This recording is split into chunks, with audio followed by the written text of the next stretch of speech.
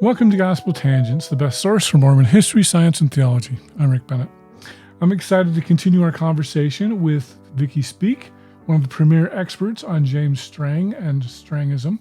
We're going to talk first about the Strangite temple ceremonies that were around and how similar they are to LDS temple ceremonies.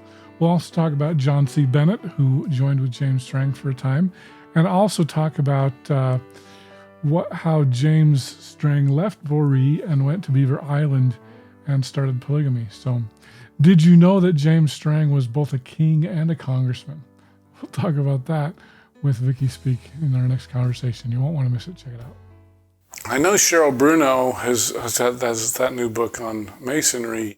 Mm-hmm. Have you had a chance to read it yet, by chance? No, I started it. Because I know, it seems like she said there was something to do, because I haven't read it either. It seems like she had said there was something to do with this Strangite temple as well in there. Mm-hmm. But you're not familiar with that either yet? Yes, I am. Oh, you are? Mm-hmm. Can you share? That's called the Order of the Illuminati. Okay. And that was John Bennett's thing. He wanted everybody to become Illuminatis, part of this secret organization that's very much like the Freemasons.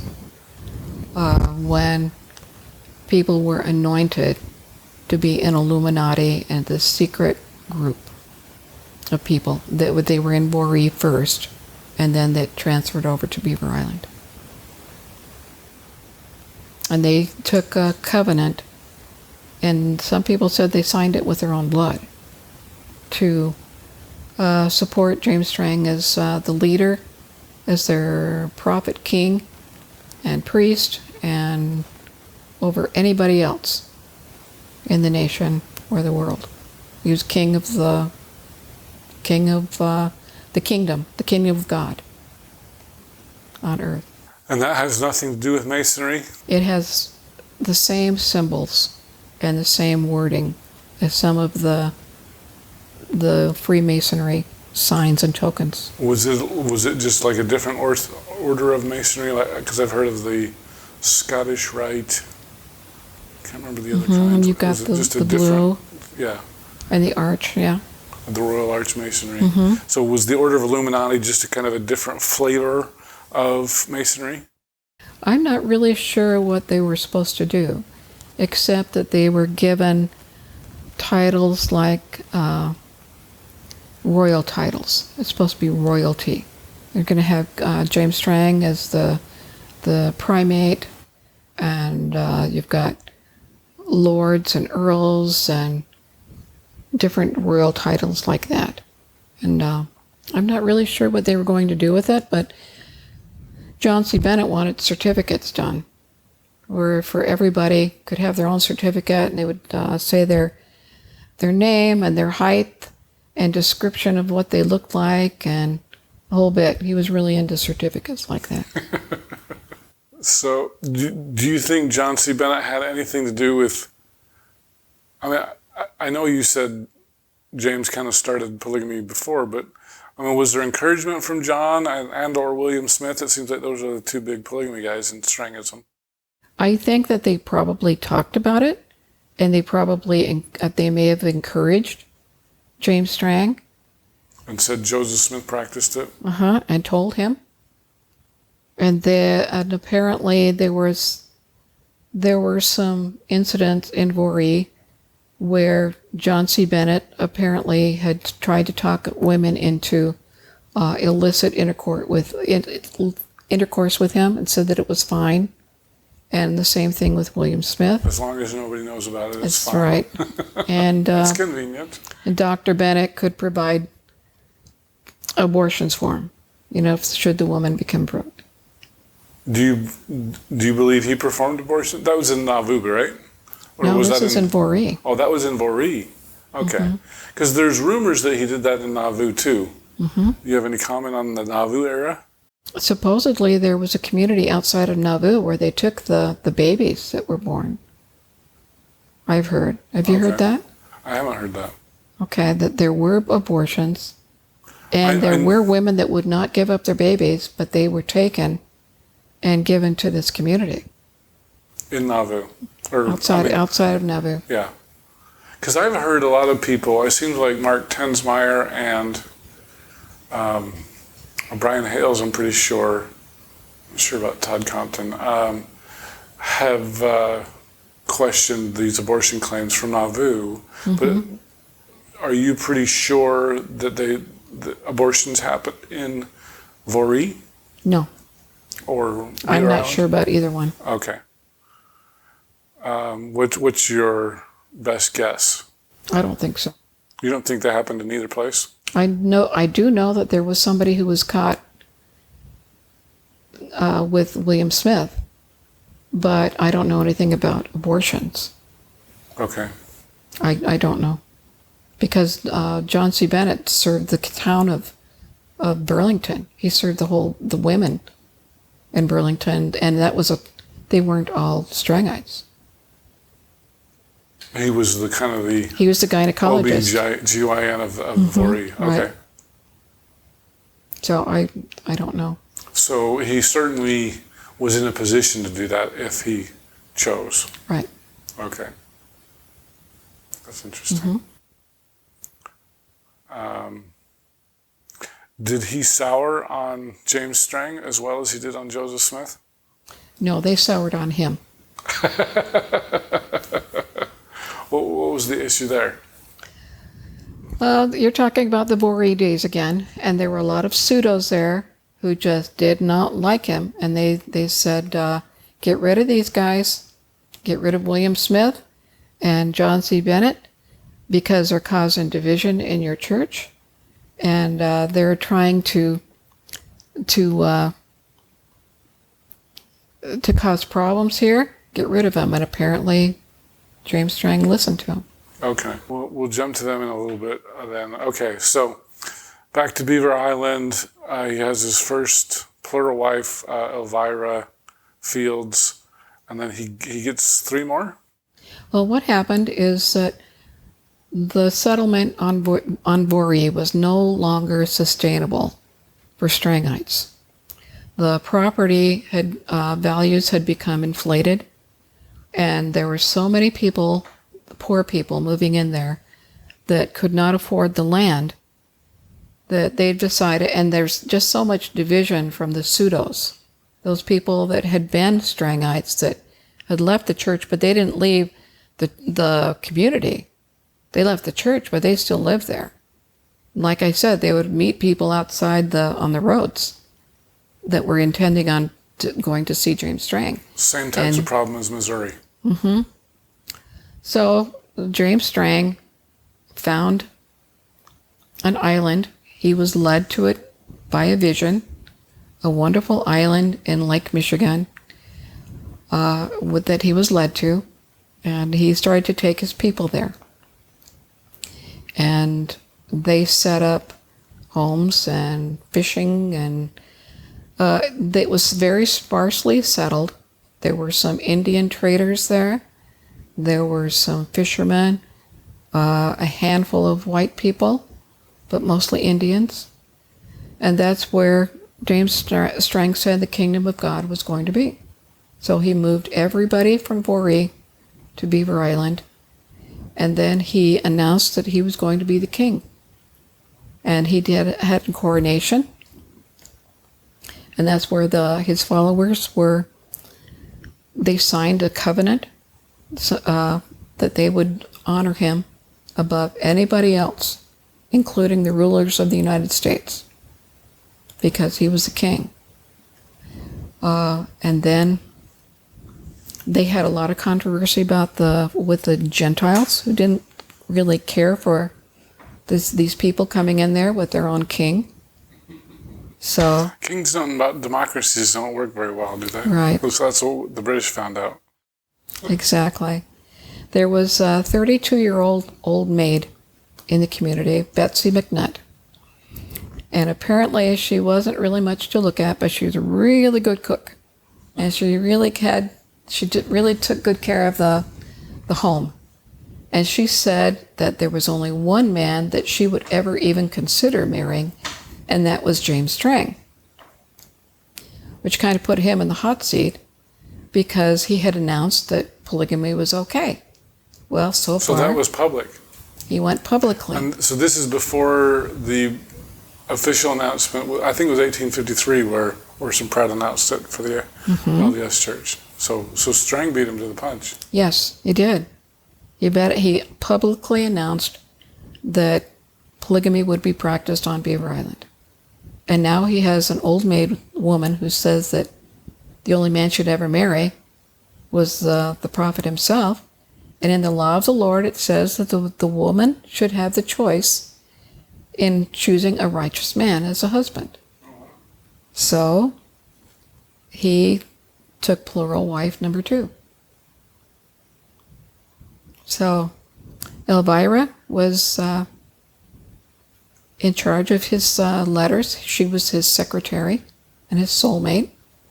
And Betsy took care of the house and the babies. And then later on, he met 2 young women that were 18 and 19 years old that he also took as wives. And all 4 of those women were pregnant at the time that James Strang was murdered. The first wife left the island. Oh, she was tired of this. Yeah, Did she leave it with Elvira, or? She left after Elvira's baby was born. Okay. She was basically kicked off the island. By James? Yes. Okay. And it was a very big mystery that I solved. Oh. Nobody knew why Mary had left the island, because she had been set up as on a part of a committee for ruling the island, and she apparently was okay with him having another wife. And I happened to find some galley proofs in the archives for a book. It was about the history of Charlevoix County. And inside these galleys, it was going to be printed. It was actually printed in the newspapers as a serial. I can't remember what years, but next to the galleys, somebody had written that Mary tried to kill Elvira's baby. Oh, no. And it was the person who was writing that message that was the baby as grown up. It was Elvira's son, Charles, who had seen that galley, and it said that Mary was a wonderful woman, and she stayed on the island, and he wrote to the side, "This is wrong. This is not true. Mary left the island after she tried to kill Elvira's baby." Which was himself. Which was him. Wow. How would he know that? His mother told him so. Oh, really? Mm-hmm. So you've got so many twists and turns, and it's really an interesting story. Yeah. It brings up the book. I know I think I asked you at John Whitmer, but it wasn't on video. And Kyle, it seemed like there was a third person there. What did you think of King of Confidence? What are your thoughts? I think that it's a very good book, and he's been able to come across with some more information. As far as I'm concerned, the more information we can all compile together, the better off we are. However, I think that it was a little disrespectful towards the Strangites. He really portrayed James Strang as a con man. And to me, James Strang was a con man at the beginning, but then he started beginning to believe his own lies. And the people obviously believed in him, but the people weren't stupid, and they weren't foolish. They just simply believed in this man, and he fooled them, and fooled himself? Mm-hmm. Could we call him a pious fraud? I know that's the term people like to give to Joseph Smith. Would that apply to James Strang? Yeah. You think so? Mm-hmm. I think that's what happened with Joseph Smith, that he started So they were believing both his a pious own fraud. lies, his own stories. What else happened? How many wives are we into now? So the first one The first one left. She got kicked off for trying to kill a baby. Elvira / Charlie Douglas had a son, Charles. Yes, his name is Charles Douglas. Really? I was wondering about that. So, and then the third one's name was? Betsy McNutt, Elizabeth McNutt. Oh, that's right. And then there was Sarah Wright. Her father was one of the apostles. Oh, really? And then there was Phoebe Wright, who was a cousin to Sarah, and her father was the bishop of the church. So they grew up in the church in Boree and belonged to the communal order that was there. And I think that as children, they were taught that everything belongs to the prophet, and they were expected to become wives of the prophet. They never doubted. Was there a limit in the book of the law of the Lord how many wives a person could have? Yes, a man could only have as many as he could adequately support.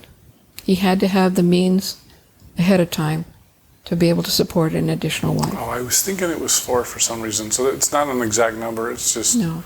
It's in general. So Solomon was okay with his 700 wives and 300 concubines. Right, as long as he could support them. Okay. All right. So he ends up with 4 wives. Do we know when the last was the third? Were the fourth and the fifth like at the same time? No, they were a few weeks apart. I think maybe 3 months, 3 or 4 months apart. 3 or 4 months apart. Do you know approximately what year that was? Yes, one was I believe they were both in 1855. Okay. One was again in July of 1855, and then I think one was in October of 1855. And then I learned from Kyle that there's a probable concubine after this as well. So the book of the law of the Lord regulates concubines too? What's the difference between a concubine and a plural wife according to I don't know. You don't know. That's a the theology concubine, question. Yeah, there you go. That's theology. The concubines are women that the prophet would have children with, but they would not be acknowledged as wives for some reason. I don't know why. And there were at least 2 that are suspected as being concubines. 2? Yes. Oh, because Kyle told us Eunice Kenny. Do you know the other one? Her last name was Townsend. Okay. Mrs. Townsend. She was married. Okay. And so was Eunice Kinney. She was married too, so maybe that's why they would be concubines. Oh, so were the other 4, they were all never married before? Correct. Oh, that's interesting. So maybe that's what the difference is. Oh, okay. And so there was some sort of a sealing, and as far as we know, this would be similar to an LDS sealing, a plural marriage sealing. Do you know? I don't know. Strang never approached his women in person to ask for their hand in marriage. He always sent a delegate, one of his apostles or so forth. And then they were married in private ceremonies with just a few people in attendance. They would be married by one of the apostles. Okay. And you have no idea how similar their ceremonies were to LDS? No. Okay. It's not recorded. It's not recorded. Because he's only got about a year of his life left, right? Right. So most of everything he did's done by 1855. Is there anything in that last year? And if not, let's talk about his death. You mean like being a state representative? Oh, yes. Was that in his last year of his life? That was 1852, and then he was reelected again in 1854. Oh, okay. And that was the Michigan House of Representatives? Yes. Okay. And so I remember somebody was like, he was a king and a senator. A king and a senator at the same time. He was very responsible, and he's very futuristic, planning for the future. He planned for roads across Michigan. He was very much into women's rights. He believed, as I said, that women had the right to choose their husband, even in polygamy. He was, and Charlie Douglas was very much for the rights of women. I wonder why. And for union workers. He was very much, very progressive in his thoughts. And he had a lot of very good ideas for Michigan. He even thought about a bridge that should go from lower Michigan to upper Michigan. And of course, they had to wait a long time to get that bridge, but it's there now. Oh, it is there? Mm-hmm. And it doesn't connect Beaver Island? No. Beaver Island is a wonderful place. It's a very, very unique place. It's not at all like Mackinac Island, where you have fudge shops and lots of gift shops and glitzy things and hotels and lots of tourists. Beaver Island is very laid back and easy, but it's not old-fashioned. It's just laid back and easy.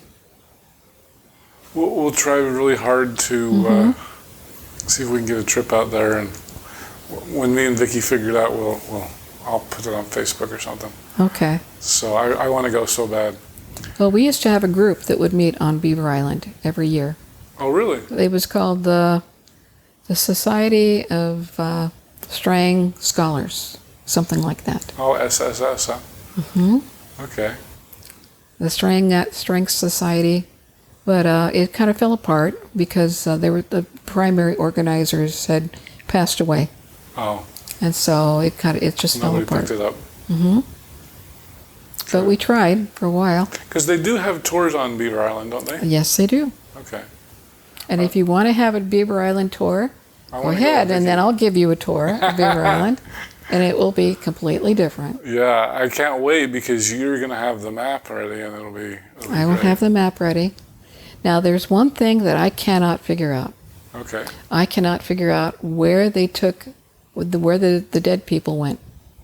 Because there's no Strangite cemeteries on Beaver Island. Burial at sea? Wouldn't have been burial at sea. It's unless maybe people just buried their people on their own land instead of in a cemetery. But there's no cemeteries from the Strangites. And we know that there were probably at least half a dozen people who died on Beaver Island. Okay. I hope you enjoyed our conversation with historian and author Vickie Speek. In our next conversation, we're going to talk about how James Strang broke Vickie's testimony. If I believe in Joseph Smith, then I have to believe in James Strang. And then I found out that James Strang had taken an auger and drilled into the side of the hill, into all that clay. Took him like 3 or 4 weeks before that they were found or anything. He drilled into the side of the hill, he took the clay box, and he inserted it underneath the tree. If you like what we're doing here on Gospel Tangents, please become a paid subscriber at gospeltangents.com or patreon.com/gospeltangents. We've got full transcripts on our website at gospeltangents.com, and if you'd like to check out some of our other conversations, click over here. Thanks.